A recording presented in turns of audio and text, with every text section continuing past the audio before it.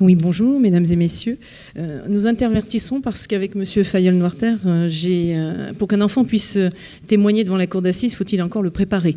C'est pour ça que nous avons procédé de la sorte. Le thème qui m'a été imparti, et dont je remercie Madeleine Bach, c'est la parole de l'enfant victime devant la cour d'assises. Alors, je vais vous donner pour moi le synonyme. C'est la mise à nu d'un enfant par sa parole devant un public. Alors certes, vous allez me dire, pour les professionnels, qu'on est devant la cour d'assises le plus souvent, nous demandons le huis clos. Mais la difficulté, c'est quand même qu'il y a un certain nombre de jurés d'intervenants, et pour la victime, c'est du public. Et cette mise à nu, je voudrais que vous la gardiez en tête, ça permet de voir tout de suite, ou d'essayer de ressentir comment se présente l'enfant devant la cour d'assises.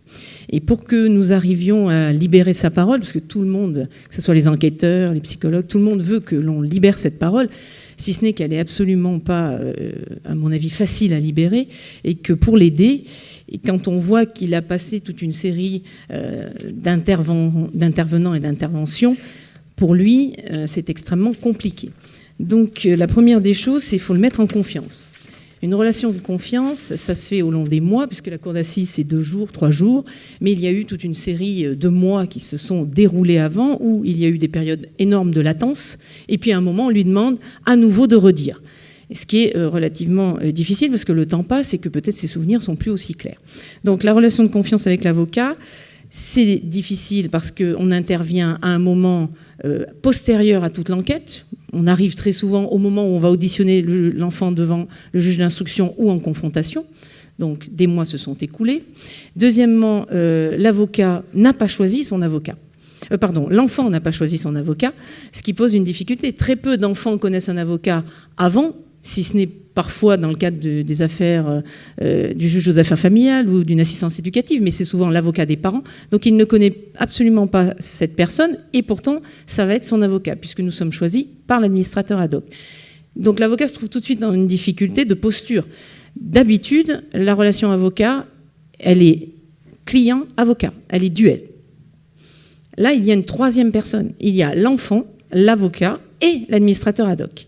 Il peut y avoir parfois des dissonances, on en parlera plus tard, mais il faut donc arriver avec cet enfant qui ne nous connaît pas, qui ne nous a pas choisis, à créer quelque chose, ce qui n'est pas forcément simple en fonction notamment de l'âge. Un petit enfant fait facilement confiance, un adolescent demande beaucoup plus de travail avec lui. Et quand l'expert psychologue est intervenu, a parlé d'intimité. En effet, il faut que nous arrivions à créer une intimité avec cet enfant, d'autant plus que l'intimité est doublée d'une atteinte à sa propre intimité. Donc ça lui demande quand même beaucoup de travail. Cette relation tripartite, elle est délicate pour créer le lien de confiance toujours, parce qu'au tout départ, on reçoit toujours l'enfant avec son administrateur ad hoc. Puisque nous avons été choisis par lui, il nous le présente.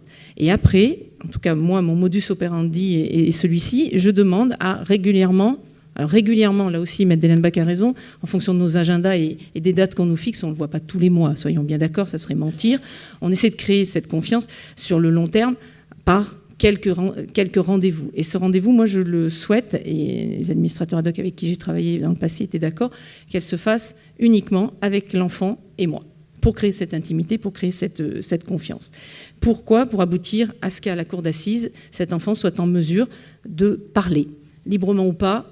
Ça, nous en discuterons avec Monsieur le Président. C'est pas toujours aussi simple. Bien, donc, je le reçois, a priori seul, et je ne lui pose jamais aucune question. Il vient de passer toute une série d'intervenants, il a dû répondre à toute une série de questions, donc je me dispense de lui en poser, pour la simple et bonne raison, c'est qu'il ne se sent pas à nouveau en devoir de me dire quelque chose, premièrement. Deuxièmement, à ce moment-là de l'instruction, j'ai eu le dossier, donc je l'ai lu, je suis en capacité, moi, de savoir à peu près de quoi on parle, et puis si l'intimité se crée, si la confiance se crée, il parlera de lui-même aux étapes principales du procès. Donc normalement, ça doit fonctionner comme ça si l'enfant est suffisamment en confiance. Là, je le dis tout de suite, il n'y a pas de défiance vis-à-vis des administrateurs ad hoc. Ce n'est pas parce que je veux maîtriser l'enfant ou que je mets en doute les administrateurs ad hoc, c'est que simplement à l'audience, les administrateurs ad hoc à la cour d'assises seront là pour le soutenir. Simplement, lorsque cet enfant va témoigner, le seul avocat qui sera près de lui ou la seule personne, ça sera moi, si tant est que je puisse être suffisamment en confiance et de l'aider à parler s'il y a des difficultés. Deuxième observation, il est très difficile à ces enfants de faire confiance à des inconnus, parce que tous autant qu'on est, que ce soit les gendarmes, que ce soit les experts psychologues, on est tous des inconnus pour eux. Donc là encore, si l'on veut qu'il soit le plus en confiance devant la cour d'assises, il faut, il faut le mettre le plus possible en relation avec nous. Alors, il est clair que c'est l'administrateur ad hoc qui va le suivre le plus longtemps dans le temps. Et après, c'est l'avocat, sachant que, je le répète, nous n'intervenons que ponctuellement, le plus souvent au moment des actes. Deuxième obligation, à mon avis, de l'avocat, toujours pour le faire comprendre à cet enfant où est-ce qu'il se trouve, c'est l'explication du système judiciaire. Comment vous dire ? Déjà, pour les êtres adultes que nous sommes, expliquer le système judiciaire relève quand même, par moment, d'une certaine gageure. L'expliquer à des enfants, pour moi, je ne vois pas comment c'est possible, mais je vais vous dire à peu près comment j'essaie de faire. Et des adolescents, ils sont, eux, dans le mythe de la télévision. Donc, dans les deux cas, vous dire que ça ne correspond pas à la réalité, c'est une réalité. Donc, comment cet aspect totalement immatériel, on le traduit ? Eh bien, moi, je demande à chaque fois aux enfants et aux adolescents de venir avec moi en audience. Parce qu'il faut concrétiser tout ce qu'on dit, hein, tout ce que nous sommes tous un moyen d'expliquer les choses. Simplement, ils ont une autre réalité que la nôtre. Et à part les confronter réellement à ce qu'est une audience, à comment est habillé un juge, à la barre où ils vont se présenter, à la place où ils vont s'asseoir, moi, je n'ai pas trouvé d'autres moyens actuellement pour les sécuriser. Parce que je pense que, tout comme tout adulte ou tout être humain, on est sécurisé quand on connaît à minima le lieu où on va être pendant quelques jours.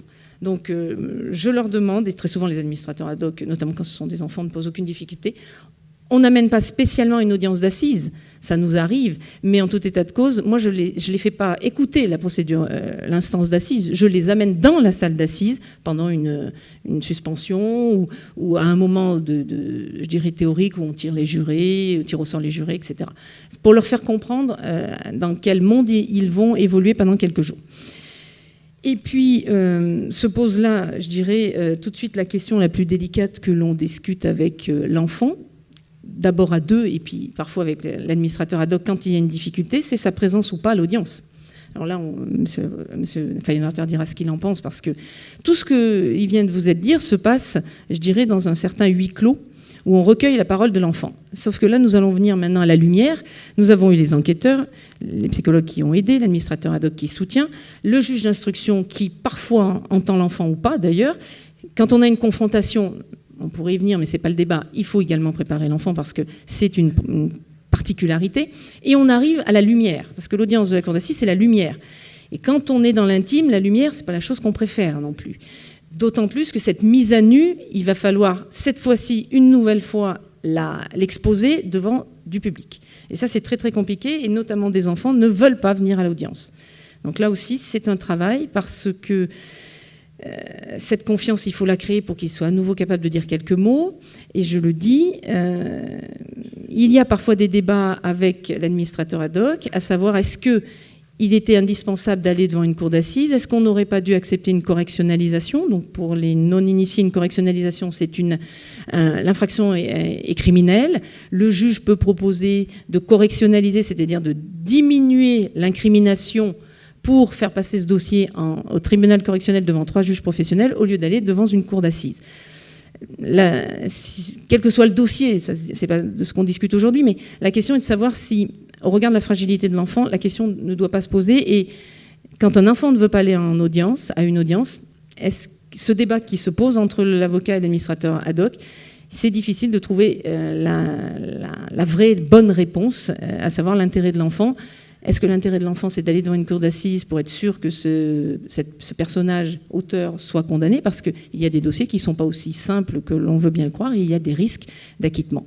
Donc cette question peut se poser à ce moment-là, de la présence ou pas de l'enfant à l'audience, d'une correctionnalisation ou pas.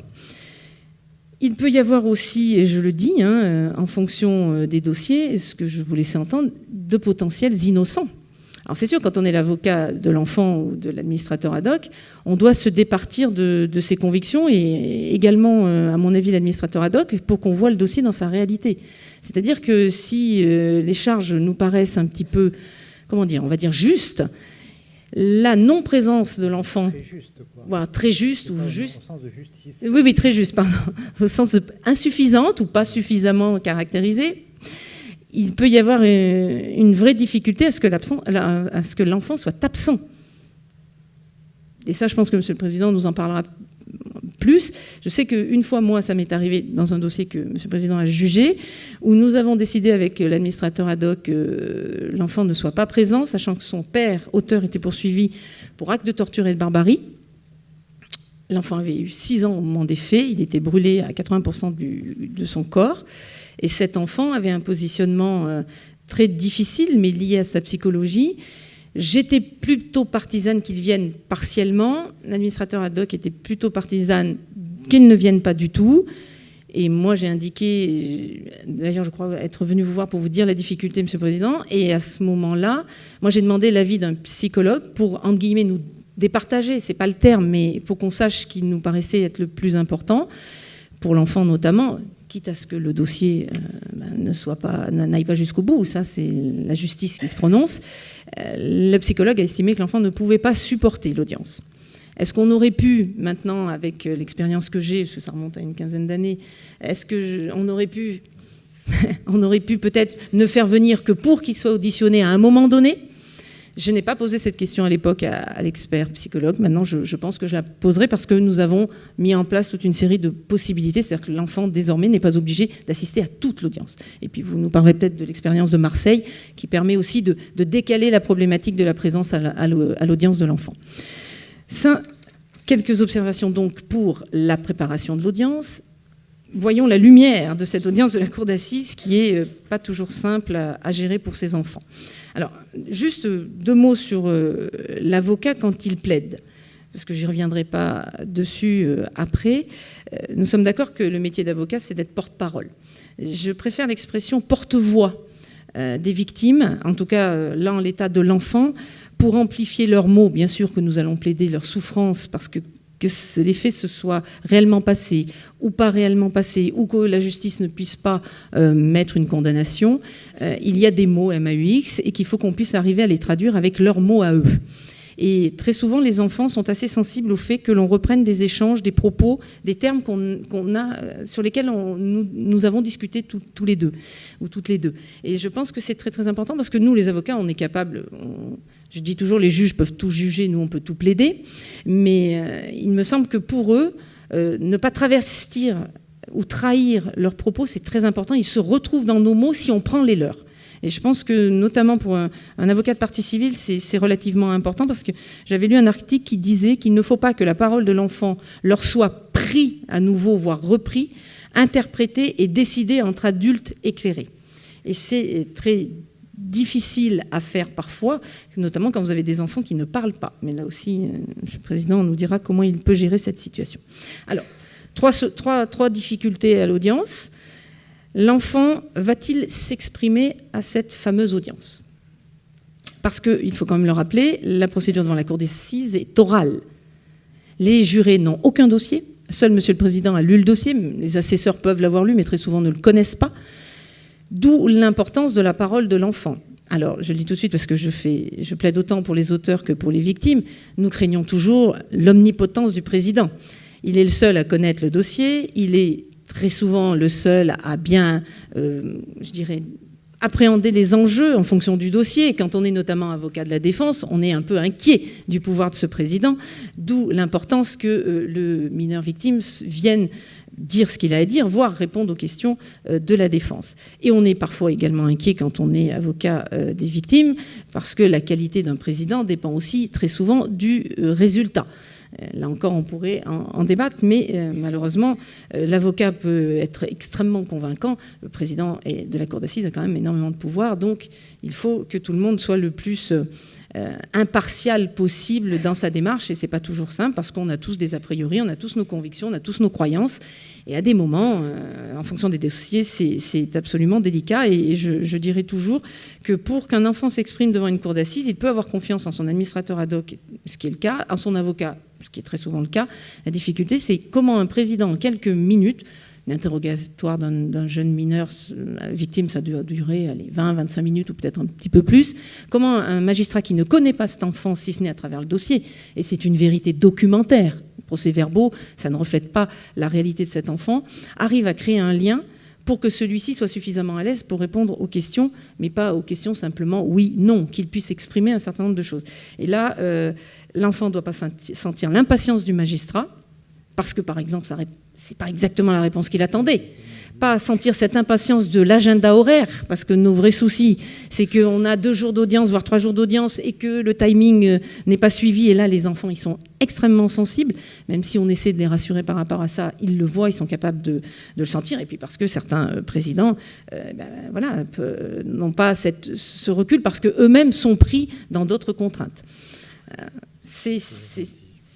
Il faut faire attention. Ce n'était pas le cas de M. Fayol-Noirter, qu'on accusait toujours d'être trop long. Mais c'est dire, depuis lors, on a...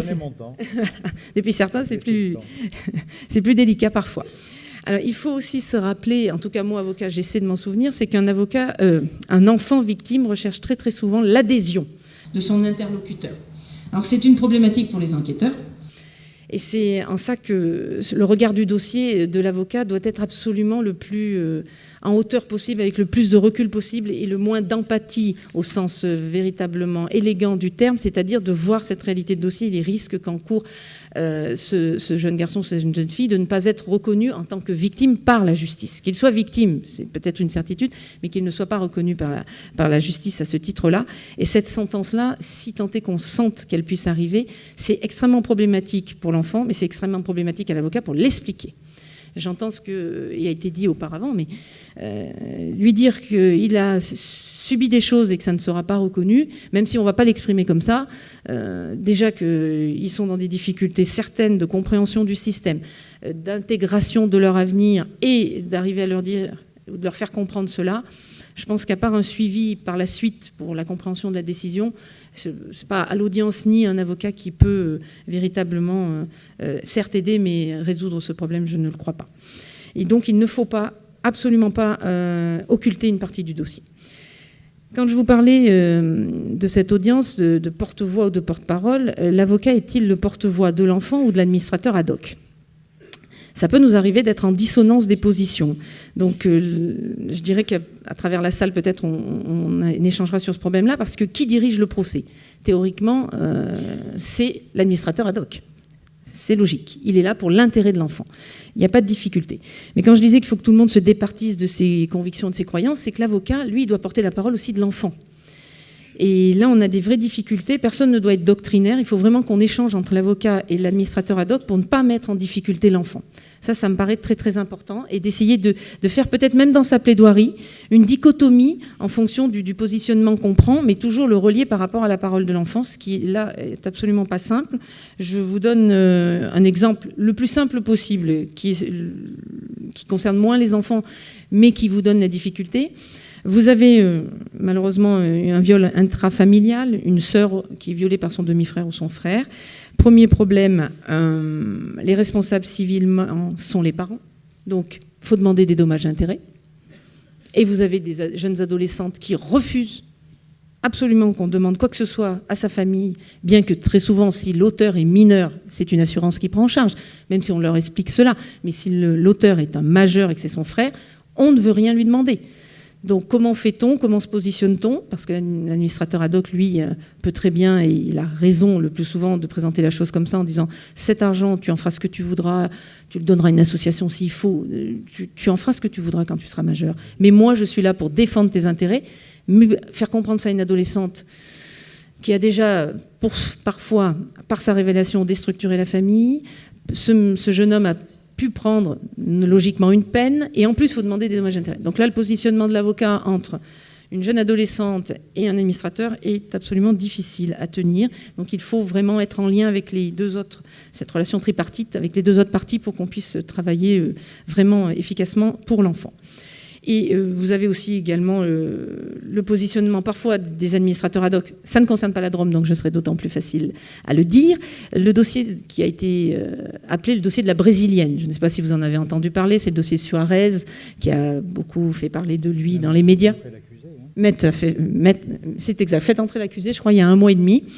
Je vous donne un exemple, puisque j'étais à la chambre de l'instruction ce jour-là. Le dossier Suarez est passé, donc cette jeune Brésilienne a donc été accusée du meurtre et maintenant est condamnée à 17 ans, je crois, de prison. Elle n'a pas fait appel, alors qu'elle indiquait son innocence, mais ça, c'est pas la problématique, mais c'est devant la chambre de l'instruction.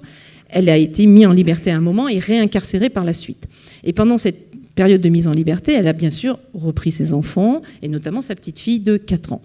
Et l'administrateur ad hoc, mais ça, je ne critique pas, je vous donne juste l'information qu'on a eue à cette chambre de l'instruction.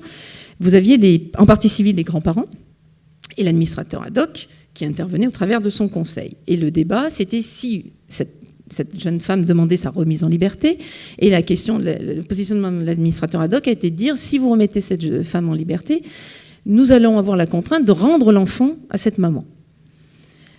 Alors voilà, le débat mon confrère expliquant qu'il portait la parole de l'administrateur ad hoc parce que c'est vrai que c'était un dossier absolument compliqué, que cet enfant avait un papa mort à cause de la maman, une maman qui allait peut-être être mise en liberté, et l'avocat expliquant sa difficulté parce qu'il estimait que quel que soit le positionnement de la maman ou, je dirais, ce qu'elle a pu faire, sachant qu'à ce moment-là, elle n'est pas condamnée, eh bien, que fait-on ? Et c'est absolument difficile parce que l'enfant a 5 ans, mon confrère ne peut pas porter la parole d'une enfant de 5 ans, si ce n'est que cet enfant dit dans toute la procédure « je veux vivre avec maman », comme tout le monde dirait absolument logiquement. Voilà, donc c'est pas toujours facile d'être administrateur ad hoc, c'est pas toujours facile d'être avocat dans ces conditions-là. Voilà. 2 dernières observations. L'enfant est devant la cour d'assises, il est en deçà de ses déclarations. La procédure est orale, mais nous avons tout de même les procès-verbaux d'audition de l'enfant. L'enfant est émotionnellement en très grande difficulté devant la cour d'assises, il est en deçà de ses déclarations. Je le dis, l'avocat peut l'aider en s'approchant, en essayant de le rassurer, mais ça ne va pas suffire. C'est la solennité de l'audience qui le bloque, c'est peut-être tout ce qu'il appréhende ou qu'il n'appréhende pas qui l'empêche d'aller dans la parole. Qu'est-ce que l'on peut faire ? La seule solution que j'ai trouvée, c'est de demander une suspension d'audience quand on voit véritablement que cet enfant ne parvient pas à libérer quoi que ce soit, essayer de le rassurer avec l'administrateur ad hoc et de revenir. Le plus souvent, ça marche. Très souvent, il est arrivé quelquefois qu'il a été impossible de travailler plus avant. Là encore, après, c'est le président qui a toute la latitude, puisque c'est lui qui interroge l'enfant. La seule chose que moi j'essaie de faire, c'est de le soutenir en demandant si je peux poser des questions qu'on a pu préparer. Alors là, les avocats de la défense, comme ça m'arrive d'être avocat de la défense, préparer un enfant à répondre à des questions. On peut toujours y croire, simplement on peut lui dire que ce type de questions lui seront posées. Soyons clairs, c'est jamais la même question qui est posée. Et de toute façon, il faut aussi qu'il ait eu la compréhension de la question que j'ai pu préparer avec lui et la compréhension de la question qu'il a le jour de l'audience. Donc les réponses peuvent varier. Là encore, la procédure est orale, donc on travaillera sur ce que l'enfant sera en capacité de livrer à la cour d'assises. Deuxième situation, l'enfant est dans le silence ou dans le mutisme. Là, je dirais que c'est le travail du président, nous expliquer comment il peut éventuellement faire, ce qui est absolument compliqué.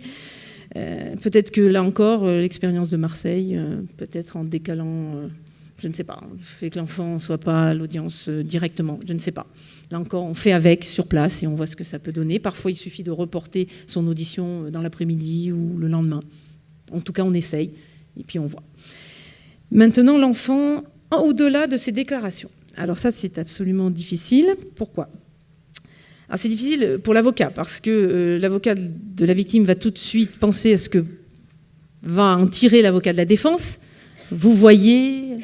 on est en train d'en rajouter, on est en train de ne pas vouloir le débat en caricaturant l'auteur, etc. Ce qui est possible, pourquoi pas. Alors pour moi, il y a 2 réflexions. 1, à force de préparer l'enfant à ses audiences. le mieux, à mon avis, avec des psychologues pour l'apaiser. Mais au moment de l'audience, on est obligé de repréparer le dossier, donc de reposer des questions. Il arrive, moi je pense que c'est possible, il arrive que l'enfant soit en mesure d'avoir des souvenirs plus précis et qu'il donne des détails qu'il n'a pas donnés lors des premières auditions. Alors là, c'est une vraie difficulté parce que quand on est du côté de la défense, on a forcément la réponse immédiate en disant bien sûr, vous craignez l'acquittement, donc vous êtes en train de surajouter des éléments pour faire condamner l'auteur. Ça peut s'envisager aussi comme ça, mais il arrive que des enfants ont un certain nombre de souvenirs qui deviennent plus précis avec le temps. Ils ne sont pas capables de vous dire des dates, on est bien d'accord, mais plus précis. Bien, alors là, après, bien sûr, ça tend l'audience parce que c'est des éléments nouveaux, comment on les appréhende. Et puis, il y a des dossiers, notamment dans les dossiers contestés, ce surajout peut être soit mal perçu par les jurés, ça je ne sais pas, je ne suis pas dans le cadre des délibérés, soit amplifier en effet le phénomène et les propos de l'enfant. Donc là encore, peut-être M. le Président pourra nous dire comment ça se gère. Madame l'expert psychologue a indiqué la difficulté des enfants atteints de troubles. Alors pour moi, c'est la plus grande difficulté. Parce que tout de suite, je le dis, quand on est avocat de la défense notamment, on met en cause éventuellement l'imprécision de ces enfants qui sont troublés dans leurs déclarations. Ils ont très souvent des notions du temps encore plus aléatoires que des enfants que je qualifierais, et c'est absolument pas péjoratif pour les enfants troublés, de normaux. C'est-à-dire que pour eux, c'est encore plus flou que pour, je dirais, un enfant classique. Donc c'est très délicat. Je ne vous parle pas des enfants véritablement atteints de troubles, parce qu'immédiatement on met en cause leurs paroles. Et du coup, la décision de justice est extrêmement compliquée. Et pour l'avocat, c'est extrêmement compliqué de mettre une valeur à ses propos pour en tirer une véritable réalité judiciaire. Voilà. Ça, c'est à mon avis difficile. Et quand l'enfant est atteint de troubles, même s'il n'est pas atteint de troubles, il ne faut jamais oublier que la motivation familiale, consciente ou inconsciente, quand on arrive aux assises, est particulièrement importante. Ces enfants, ils vivent dans un contexte familial ou pas, mais en tout état de cause, ils n'arrivent pas vierges de tout. Ils arrivent avec beaucoup de pression, consciente ou inconsciente, et à partir de là, je pense que notamment pour les enfants atteints de troubles, l'éclairage psychologique qui a pu être fait dans le cadre de la procédure est important. Et je clôturerai pour vous dire, la plus grande crainte des enfants et parfois de l'avocat des victimes, c'est les questions de la défense. Je regarde Maître Tatiguin, on ne s'est jamais plaidé contre lui, mais ça fait longtemps qu'on se connaît. Les questions de la défense. Ça crée une très très grande appréhension chez l'enfant. Déjà chez nous, avocats, on se dit comment va pouvoir présenter mon confrère les choses. Parce que, soyons clairs, vous avez soit un enfant très bas âge, en tout cas qui a grandi au moment où il est entendu, soit des adolescents. Nous sommes capables, si j'ai dit de tout plaider, on est aussi tout à fait capable de poser des questions à double sens, des questions complexes, des questions avec peut-être parfois pas forcément de mauvaise foi, mais en tout cas qui mettent en difficulté l'enfant. Et là, honnêtement, il faut préparer les enfants à ce type de questions. Moi, je leur dis, si tu n'as pas compris, tu demandes à reformuler la question. Si mon confrère reformule de la même façon, soyons clairs, l'enfant n'a toujours pas compris, et j'espère que le président intervient pour la reformuler dans une manière qu'il comprenne, qu'il dise ce qu'il a à dire. Pas le problème, mais au moins qu'il puisse bien être en compréhension de ce qu'on lui dit. Je le dis aussi, alors ça se fait peut-être pas trop à Valence, mais nous, à Grenoble, nous sommes un barreau un peu, un barreau un peu nerveux,